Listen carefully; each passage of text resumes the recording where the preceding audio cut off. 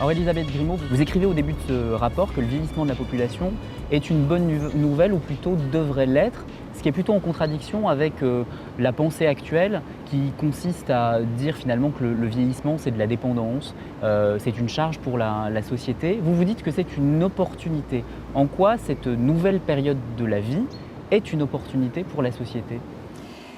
C'est une opportunité parce que l'accroissement de la durée de la vie, c'est une possibilité de vivre autre chose. Parce qu'on peut fort bien être âgé sans être vieux. On peut avoir une autre vie même en étant retraité. Il y a des solutions pour s'épanouir culturellement, associativement, au niveau de la famille, de liens concrets. Donc je crois qu'il y a C'est une nouvelle vie qui s'ouvre. oui, il y a un enjeu important par rapport à l'allongement de la durée de vie qu'on ne peut pas ignorer, avec des conséquences économiques pour la région, pour la société, qui peuvent être des opportunités à saisir.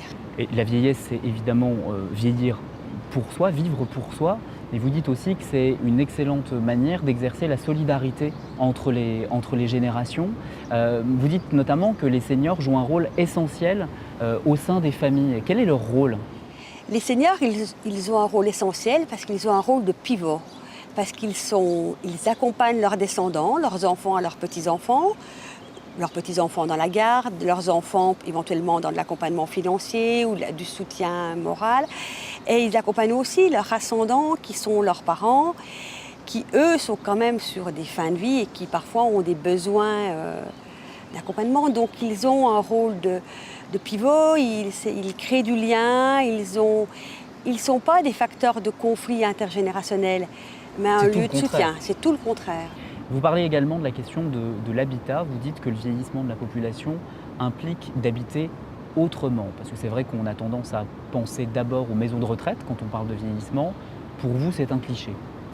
Je crois oui, parce qu'il n'y a pas deux seules solutions qui sont la maison de retraite et la maison d'habitation. Il y a des aménagements de la maison d'habitation pour pouvoir des maisons évolutives qui permettent de pouvoir bien vivre chez soi, quelle que soit notre évolution de santé et notre vie sociale. Il y a aussi la façon de créer des liens avec d'autres personnes. Ça veut dire aménager notre maison pour pouvoir héberger soit un étudiant ou en campagne une autre famille. Donc ça crée du lien social, ça évite de la solitude et de l'isolement, qui sont des facteurs qui coûtent cher à la société économiquement, en santé. Donc je crois qu'il est extrêmement important de prendre en compte l'habitat, de le réorganiser différemment, de l'adapter pour que la société puisse prendre en compte cette population-là.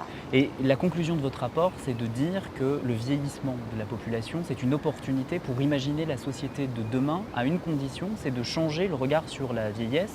Vous dites qu'il faut passer d'une logique d'âge à une logique de parcours de vie. Qu'est-ce que ça veut dire? Une logique de parcours de vie, ça veut dire que la vieillesse, c'est pas un isolement, c'est pas une rupture définitivement. C'est la continuité de la vie.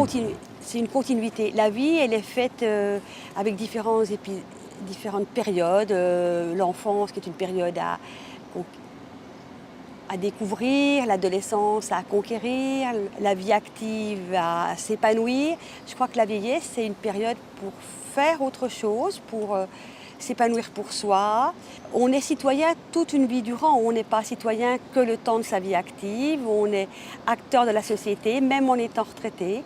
Et vous dites qu'il faut adapter quand même les politiques publiques et qu'il faut beaucoup plus prendre en compte le vieillissement de la population dans la préparation des politiques publiques. Je crois, oui, que la région peut avoir un rôle fédérateur là-dessus, parce qu'il est nécessaire de prendre en compte cette population-là et d'adapter des politiques publiques qui tiennent compte du vieillissement de la population, qui tiennent compte de leurs besoins. Vous dites qu'il ne faut pas passer à côté de cette population, il ne faut pas passer à côté des seniors. Non, on ne peut pas l'ignorer, elle va correspondre en 2030 à 30% de la population. Il y aura 30% de la population qui aura plus de 60 ans. Donc on ne peut pas ignorer un tiers de la société, ignorer leurs besoins, ignorer leurs attentes. Et le rôle. Et leur rôle, et leur mission. Parce qu'en plus, ils sont partie prenante, ils participent à la vie de la société. Merci Elisabeth Grimaud.